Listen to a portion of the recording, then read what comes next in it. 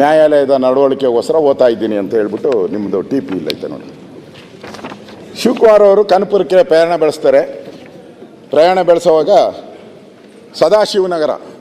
ಸದಾಶಿವನಗರದಲ್ಲಿ ಅದು ಹೇಳ್ತೀನಿ, ಸದಾಶಿವನಗರದಲ್ಲಿ ಮಾಧ್ಯಮದ ಜೊತೆ ಮಾತಾಡ್ತೀರ. RCB ಟೀಮ್ ಯುವಕರು ಕರ್ನಾಟಕಕ್ಕೆ ಗೌರವ ತಂದಿದ್ದಾರೆ, ಹೆಮ್ಮೆ ತಂದಿದ್ದಾರೆ. ಅವ್ರು ಮಾತಾಡಿರೋದು. ನಾನು ಕೂಡ ಮ್ಯಾಚನ್ನು ಸಂಪೂರ್ಣವಾಗಿ ವಾಚ್ ಮಾಡಿದ್ದೇನೆ.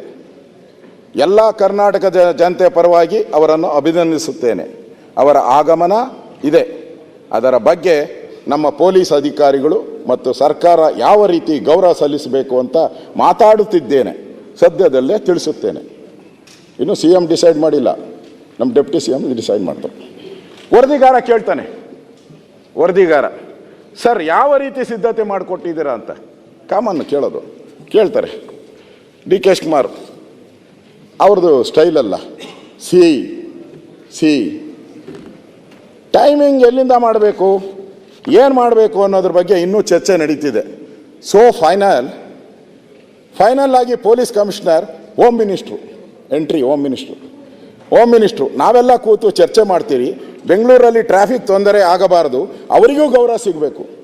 ಇದೆಲ್ಲ ಕೂಡ ಮಾಡಿದ್ದೇವೆ, ಸದ್ಯದಲ್ಲೇ ತಿಳಿಸುತ್ತೇನೆ. DK ಶಿವಕುಮಾರ್ ಅವರು.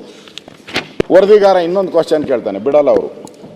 ಕಾಲ ಪ್ರಾರಂಭ ಆಗಿದ್ದು ಅಲ್ಲಿ RCB ಅವರು ಈಗಾಗಲೇ ಅದಾದ್ಮೇಲೆ ವಿಧಾನಸೌಧದ ಮುಂದೆ ಸನ್ಮಾನ ಅಂತ ಹಾಕಿಕೊಂಡಿದ್ದಾರೆ. ಬ್ಯಾಕ್ ಟು DK ಶಿವಕುಮಾರ್ ಅವರು ಲೇಟ್ ಅಂತ ಅವ್ರು ಹೇಳಿದ್ರು. ನೀವು ಲೇಟು ಬಂದ ತಕ್ಷಣ ಎಲ್ಲ ಐತೆ ಅಂತ ನೀವು ಲೇಟಾಗಿ ಹೇಳ್ತಾ ಇದ್ದೀರಾ ಅಂತ ಕಂಡಮ್ ಮಾಡಬೇಕು ಅಂತ ಈ ಕಳ್ಳ ಕದೀಮ ಕಂಡಮ್ ಮಾಡಬೇಕು ಅಂತಿಲ್ಲ. ಇನ್ಫಾರ್ಮೇಶನ್ ಈ ಕಳ್ಳ ಅದೇ ಹೇಳಿದ್ನಲ್ಲ, ಎಲ್ಲ ಮಾಡ್ತಾ ಇದ್ದೇವೆ ಹೇಳ್ತೀರಿ ಅಂತ ಕನಕಪುರ ಕಡೆ ಪ್ರಯಾಣ ಬೆಳೆಸ್ಬಿಡ್ತಾರೆ. ಇಲ್ಲಿ ಇನ್ನೂ CM ಸಭೆ ಮಾಡಿಲ್ಲ. ಅಷ್ಟೊತ್ತಿಗಾಗಲೇ ನಮ್ಮ DCM ಅವರು ಎಲ್ಲ ವರದಿಗಳನ್ನು ಹೇಳ್ಬಿಡ್ತಾರೆ. ಅವರು ಒಂದು ಕೇಸ್ ಇತ್ತು, ಬಸವನಗೌಡರದ್ದೇನೋ ಕೇಸ್ ಹಾಕಿದ್ರಿ, ಅದಕ್ಕೆ ಸಾಕ್ಷಿ ಕೊಡೋಕ್ಕೆ ನೀವು ಅಲ್ಲಿ ಹೋಗಿದ್ರಿ. ಸಂಭ್ರಮ ಆಚರಣೆ ಎಲ್ಲ ಈ ರಾಜ್ಯ ಪೂರ್ತಿ ಅಂತ ಸರ್ಕಾರಕ್ಕೆ ಒಂಥರ. ಅದಾದಮೇಲೆ ಮತ್ತೆ ಕನಕಪುರದಲ್ಲಿ ಒಂದು ಪ್ರೆಸ್, ಇದು ಫಸ್ಟ್ ಎವಿಡೆನ್ಸ್ ಕೊಟ್ಟೆ ನಾನು, ಇದು ಎರಡನೇ ಎವಿಡೆನ್ಸು ಸರ್ಕಾರದ ಪಾತ್ರ. ನಾನು ಇಲ್ಲಿಂದನೇ ಎಲ್ಲರಿಗೂ ಮನವಿ ಮಾಡುತ್ತಿದ್ದೇನೆ, ಮಿಸ್ಟರ್ DK ಶಿವಕುಮಾರ್, ಇಲ್ಲಿಂದಲೇ ನಾನು ಮನವಿ ಮಾಡುತ್ತಿದ್ದೇನೆ, ದಯವಿಟ್ಟು ಯಾರು ಏರ್ಪೋರ್ಟಿಗೆ ಬರಲು ಹೋಗಬೇಡಿ. ಬಹಳ ಟ್ರಾಫಿಕ್, ಬಹಳ ಲಾ ಅಂಡ್ ಆರ್ಡರ್ ಪ್ರಾಬ್ಲಮ್, ಸಂಭ್ರಮ.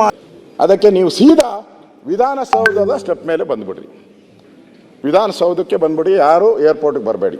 Good suggestion. ಅವರಿಗೆ ಗೌರವ ಸಲ್ಲಿಸುವ ಕೆಲಸ ಮಾಡುತ್ತೇವೆ. ಅದಾದ ಮೇಲೆ ಸ್ಟೇಡಿಯಂಗೆ ಬನ್ನಿ.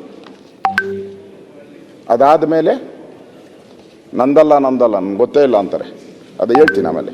ಅದಾದಮೇಲೆ ಸ್ಟೇಡಿಯಂಗೆ ಬನ್ನಿ. ಯಾರು ಹೇಳಿದವರು? ಈ ರಾಜ್ಯದ ಉಪಮುಖ್ಯಮಂತ್ರಿಗಳು, ಮೋಸ್ಟ್ ಪವರ್ಫುಲ್ ಆ್ಯಂಡ್ ಎಫಿಷಿಯಂಟ್. ಅವ್ರು ಹೇಳ್ತಾರೆ. ಇದು ನೀವು ಸ್ಟ್ಯಾಂಪಿಂಗ್ ಆಗ್ತೈತಲ್ಲ, ಇದು ಒಂದು ಹೇಳಿಕೆ ಅಂತ ನಾವು ತಿಳ್ಕೊಳ್ಳಿ. ವರದಿಗಾರ ಕೇಳ್ತಾನೆ, ಟ್ರಾಫಿಕ್ ಸಮಸ್ಯೆಗೆ ಏನು ಮಾಡಿದ್ದೀರಾ?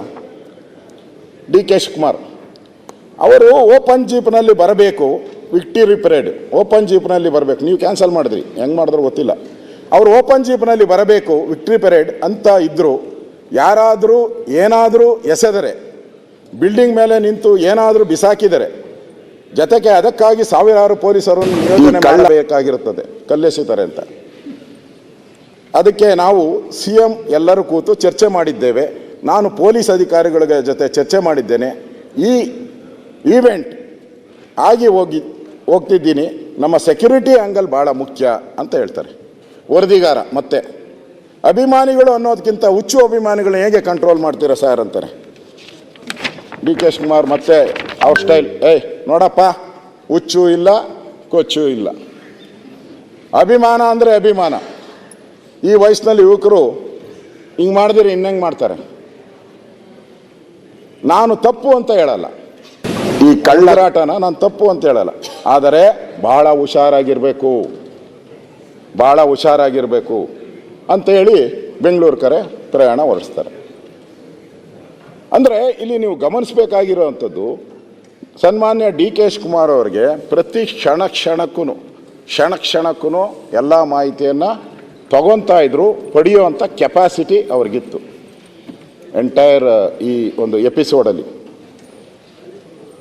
ಮತ್ತು ಇಲ್ಲಿ ಪ್ರಮುಖವಾಗಿ ನಮ್ಮ ಮುಖ್ಯಮಂತ್ರಿಗಳು, ಗೌರವಾನ್ವಿತ ಮುಖ್ಯಮಂತ್ರಿಗಳು, ಅವ್ರು ಪದೇ ಬೀಳ್ತಾರೆ, ನನಗೆ ಸ್ಟೆಪ್ಸ್ ಅಷ್ಟೇ, ನನಗೆ ಸ್ಟೇಡಿಯಂ ಗೊತ್ತಿಲ್ಲ ಅಂತ, ಸಂಬಂಧವಿಲ್ಲ ಅಂತ ಹೇಳ್ತಾ ಇರ್ತಾರೆ.